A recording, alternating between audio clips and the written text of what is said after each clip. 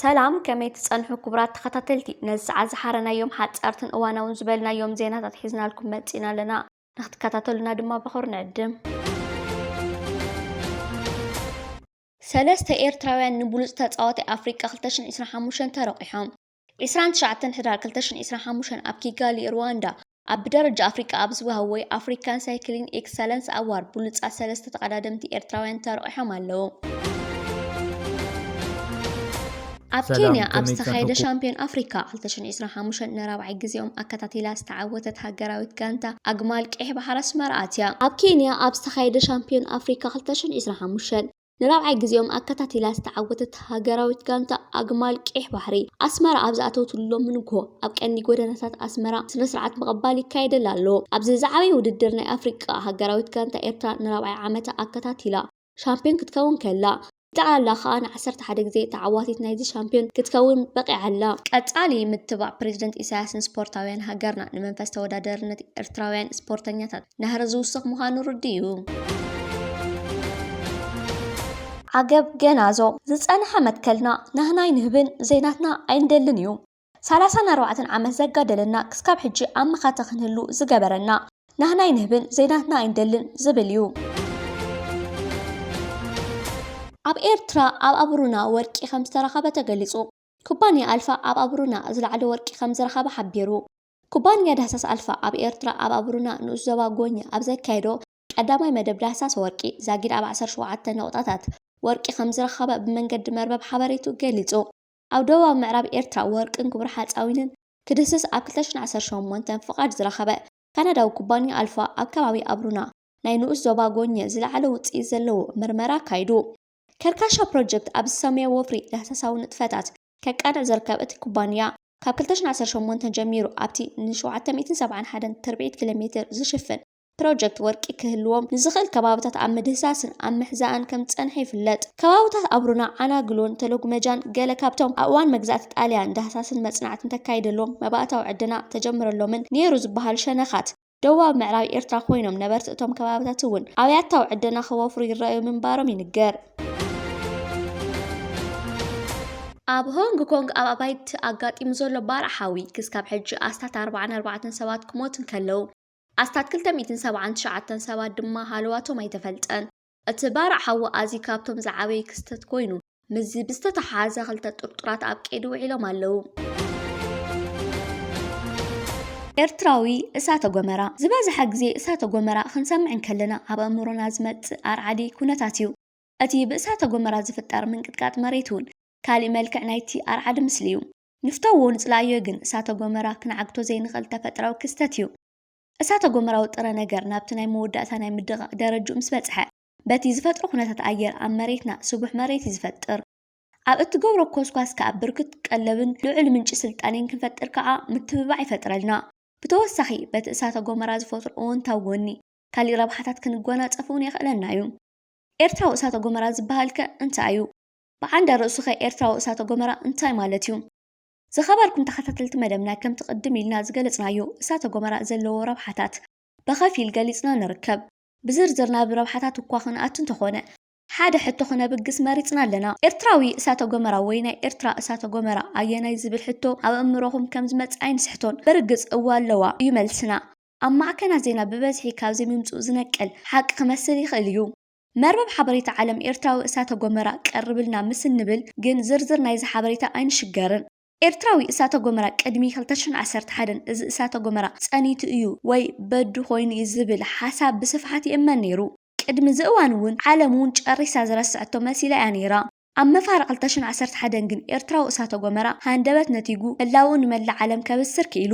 እዚ እሳተ ጎመራ ብኮኒካዊ ቀጸላ ዝቖመ ንጡፍ እሳተ ጎመራ ኮይኑ ኣብ ዞባ ደቡባዊ ቀይ ባሕሪ ኣብ መወዳእታ ናይ ደቡባዊ ምብራቕ ናይ ደንካልያ እምባ ማለት ሬሽን ደንካልያ ዝርከብ እሳተ ጎመራ እዩ።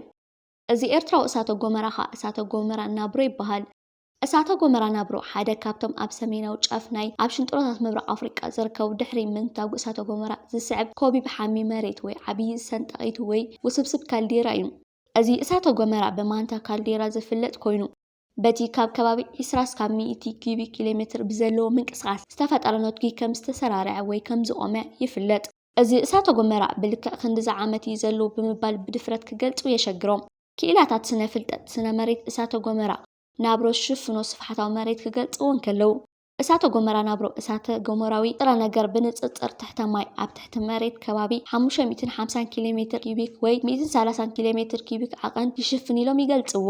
ከምቲ ቅድም ኢሉ ዝተገለጸ ንነዊሕ ዓመታት ብዘይምንታዊ ክኢላታት ስነ ፍልጠት ስነ መሬት ነጺፉ ወይ በዱ ኮይኑ እናበሉ ይገልጽዎ ነይሮም። ነበርቲ እቲ ከባቢ ማለት ደቡባዊ ቄሕ ባሕሪ እውን ኣብ ግዜኦም እዚ እሳተ ጎመራ ክነትኩ ብዘይ ምዕዛቦም ደፊሮም እሳተ ጎመራ ኣሎ ኢሎም ገልጽዎ ኣይስምዑን እዮም። እንተኾነ ኣብ ወርሒ 6/2011 ሃንደበታዊ ሂምታ ብምስምዑ እሳተ ጎመራ ናብሮ ኣለኹ ክብል ንዓለም ሓቢርዋ። ዕለት 13 ወርሒ 6/2011 ብርቂ ለይቲ ሕልፍ ምስ በለ ነትጉ ተሰምዐ። ኣብ ፈለማ እዚ ነትጉ ከዓ እሳተ ጎመራ ዱቤ ዝነተጉ እዩ ተሓሲቡ ነይሩ። መጽናዕቲ ምስ ተኻየደ ግን እቲ ነትጉ ኣብ ከባቢ ደቡብ ኤርትራን ኢትዮጵያን ብተደጋጋሚ 5.7 ማግኒቱድ ዓቐን ዘለዎ ምንቅጥቃጥ መሬት ከም ዝተሰምዐ ብናይ ሳተላይታዊ ስእሊ ድማ ከባቢ 50 ኪሎ ሜትር ስፍሓት ዘለዎ ብናን 5 ናብ ሰሜናዊ ምዕራብ ናይቲ ደቡብ ዝጓዓዝ ኣብ ትዕዝብቲ ኣተወ። ድሕሪ ገለ ሰዓታት ድማ ብናን ናይ 15 ኪሎ ሜትር ከም ዝበጽሐ ክረጋገጽ ከሎ ነዊሕ ኪሎ ሜትር ከም ሽፍን ከዓ ተፈለጠ። ኣብዚ ግዜ ድማ ብልክዕ ህላዊ ኤርትራዊ እሳተ ጎመራ ናብሮ ኣብ መላእ ዓለም ተረጋገጸ። እዚ እሳተ ጎመራ ድሕሪ 5 መዓልቲ ምንታው ከም ዘቋረጸ ክረጋገጽ ክኢሉ ኣብ ኤርትራ 2 እሳተ ጎመራ ከም ዘለው ይፍለጥ። እሳተ ጎመራ ናብሮን ዲቭን ኣብ ታሪክ ኤርትራ ካብ 1400 ድሕሪ ልደተ ክርስቶስ ኣብ ኤርትራ 6 ነትጉ እሳተ ጎመራ ከም ዝተረኣዩ ምዝግብ ሰነዳት ይሕብሩ። እቶም ናይ ቀረባ ነትጉ ተባሂሎም ዝግለጹ ግን ኣብ 1886 ዝነተጉ እሳተ ጎመራ ዲቭን ኣብ 2011 ዝነተጉ እሳተ ጎመራ ናብሮን እዮም። እቲ ኣብዚ ከም ኤርትራዊ እሳተ ጎመራ ክንገልጾ መሪጽና ዘለና ግን ነቲ 13 ሰነ 2011 ዝተኸሰተ እሳተ ጎመራ ናብሮ እዩ። እዚ እሳተ ጎመራ ኣብ 2011 ምስ ነተጉ ጸሓፊ ጉዳያት ወጻኢ ሕቡራት መንግስታት ኣሜሪካ ዝነበረት ሂላሪ ክሊንተን ኣብ 13 ሰነ 2011 ናብ ኢትዮጵያ ገብሮ ሓሲባዋ ዝነበረት ሓጺር ጉዕዞም ብሰንኪ እዚ ናብ ሰማይ ዝዓረገ ሓሙሽቲ በረራ ከም ዘቋረጸት ተገሊጹ። ካብ ምብራቕ ናብ ምዕራብ ዝነበሮ ጉዕዞ ከዓ ናብ ክልል ኣየር ግብፂ፣ የመን፣ ኢራቅ፣ ጆርዳን፣ ሶማልያ፣ ጅቡቲ፣ ስዑድ ዓረብ ዝግበር ዝነበረ ጉዕዞ ኣብ ምልክት ሕቶ ኣተወ። እዚ ሓሙሽቲ ናብ ትራፊካዊ ክልል ሕቡራት ኢማራት ዓረብ ብምእታው መንገዲ ኣየር ብፍላይ ኢማራት ምስ መንገዲ ኣየር ላይ ስዑድያ ብምዃን በረራታቱ ክሰርዞ ተገዲዱ። እሳተ ጎመራዊ ጥረ ነገር ናብቲ ናይ መወዳእታ ናይ ምድቓቕ ደረጃኡ ምስ በጽሐ በቲ ዝፈጥሮ ኩነታት ኣየር ኣብ መሬትና ስቡሕ መሬት ዝፈጥር ኣብ እትገብሮ ጎስጓስካ ብርክት ቀለብን ልዑል ስልጣኔን ክንፈጥር ከዓ ምትባዕ ይፈጥረልና። ደቂ ሰባት ሽሕ እኳ እሳተ ጎመራ ዝፈጥሮ ሓደጋ ከም ዘሎ ዝርድኦ ተኾነ ብርክት ዝበሉ ወገናት እዚ እሳተ ጎመራ ክፈጥሮ ዝኽእል ሓደጋ ዕሽሽ ብምባል እወንታዊ ጎኑ ብምምልካት ኣብ ከባቢ እሳተ ጎመራ ዝፍጠረሉ ስፍራ ቤቶምን ናብሮምን ክድኩኑ ድሕሪ አይብሉን። ገጻት መርበብ ሓበሬታ ቢቢሲ ነዚ ጉዳይ ኣብ ግምት ብምእታው እወንታውን ኣልታውን ረብሓታት እሳተ ጎመራ ብምባል ዝርዝር ትሕዝቶ ኣቕሪባ ትርከብ።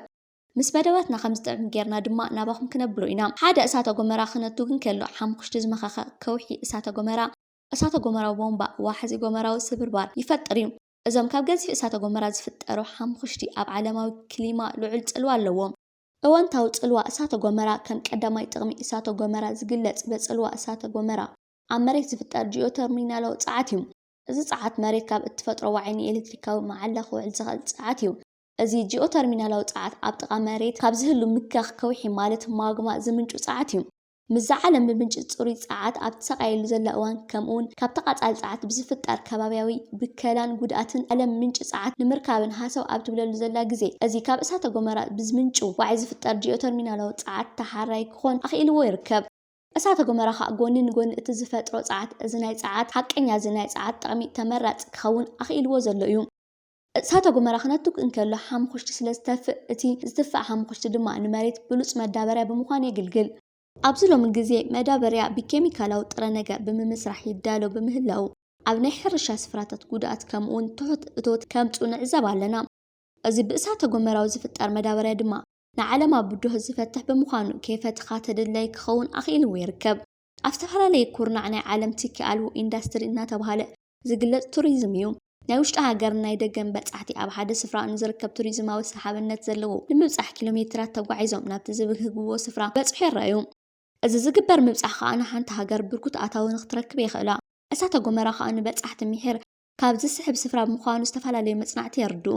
በጻሕቲ ነቲ ብእሳተ ጎመራ ዝፍጠር ድራማቲካዊ ትርኢት ደስታ ስለ ዝፈጥረሎም ነዚ ንምዕዛብ ጎልጎል ጥሒሶም ባሕሪ ሰንጢቖም ጎቦ ሓኺሮም ብኣየር ብመርከብ ብባቡር ብኣውቶቡስ መኪና ናብቲ ናይ እሳተ ጎመራ ይበጽሑ። እዚ ከዓ ነቲ እሳተ ጎመራ ዝረአየሉ ሃገር ከም ሓደ ምንጪ ኣታዊ ኮይኑ የገልግላ። እቲ ካሊእ እውንታዊ ምረቓ ናይ እሳተ ጎመራ ድማ እቲ ብሳሉ ዝርከብ ኣገምጃዊ ማዕድናት እዩ። ብተወሳኺ ብድሕሪ ነቲ እሳተ ጎመራ ዝፍጠር ዋሕዚ ዝመኻኻኸውሒ ቅርጻ መሬት ከም ዝባላሾ ስለ ዝገብር ስፍራን ኣከባብን መነባብሮን ከም ዝሰናኸል ይገብር። ተፈጥሮኣዊ እሳተ ጎመራ ናብሮ እምበር እዞም ዝጠቓስናዮም ኪንኦምን ዝኾነ እውንታውን ኣልታውን ረብሓ እዩ ዘለዎ። በዚ ተፈጥሮ ዝሃበና ጸጋ ድማ ኩርዓት ክስምዐና እንከሎ በቲ እሳተ ጎመራ ክፈጥረልና ዝኽእል ጉድኣት ድማ ልዑል ጥንቃቐን ምድላዋትን ክንገብር የድሊ። ኣስመራ ቤት ትምህርቲ ቴክኒክ ሓላይ ምዑል ማሽነሪታት ይዓጥቕ። ቤት ትምህርቲ ሓላይ ሓንቲ ካብተን ላዕለዎት ትካላት ናይ ሞያ ትምህርቲ ዝህባ ኣብያተ ትምህርቲ ኮይና ብደረጃ ሰርቲፊኬት ተምሃሮ 10 ክፍሊ ብናይ 2 ዓመት ሞያ ትስልጥን። እታ ናይ ቴክኒክ ቤት ትምህርቲ ከም ድሪል ፕረስ፣ ሲኤንሲ ማይሊንግ፣ ሆሪዞንታል ማይሊንግ ማሽንስ፣ ቨርቲካል ተርሚል ማይሊንግ፣ ሲኤንሲ ሌዘርን ዝኣመሰሉ ምዕቡላት ታይም ወይ ማሽነሪታት ከም ዝዓጠቐትን ሰልጠንቲ ብዘመናዊ ቴክኖሎጂ ግብራዊ ተመክሮ ከም ዝረኽቡ ዘረጋግጽ ናይ ኢድ ስልጠና ንምድንፋዕ ዝዓለመ ምዃኑ ተገሊጹ። ቤት ትምህርቲ ቴክኒክ ሓላይ ኣብ ምፍራይ ክኢላታት ሰራሕተኛታት ኣብ ኢንዱስትሪያዊ ቴክኖሎጂካዊ ምዕባለ ሃገር ኣበርክቶ ዝገብሩ መንእሰያት እተመልምልን ናይ ሞያ ቤት ትምህርቲ ምዃና እዩ ዝግለጽ። እናበልና መደብና ክንዛዘም ትሕዝቶና ቅድሚ ዝዛምና ግን ከምቲ ወትሩ ንብሎ ቻናልና ሰብስክራይብ ብምግባር ስድራቤት መደባትና ኹኑ። ትሕዝቶና መደባትና ኣብ እዋን ናባኹም ክመጽእ ናይ ደወል ምልክት ጠውቑ። መደባትና ናብ ኩሉ ክባጻሕ ላይክ ሼር ግበሩ። ትሕዝቶና ብዓይነትን ብዝሕን ክሰፍሕ ኣራምን ሃናፅን ሓሳብኩም ኣብ ሳጹን ኮመንት ኣስፍሩ። እናበልና ብኻሊእ ትሕዝቶ እስካብ ንራኸብ ኣብ ዘለኹምዎ ሰላምን ጥዕናን ንኹልና።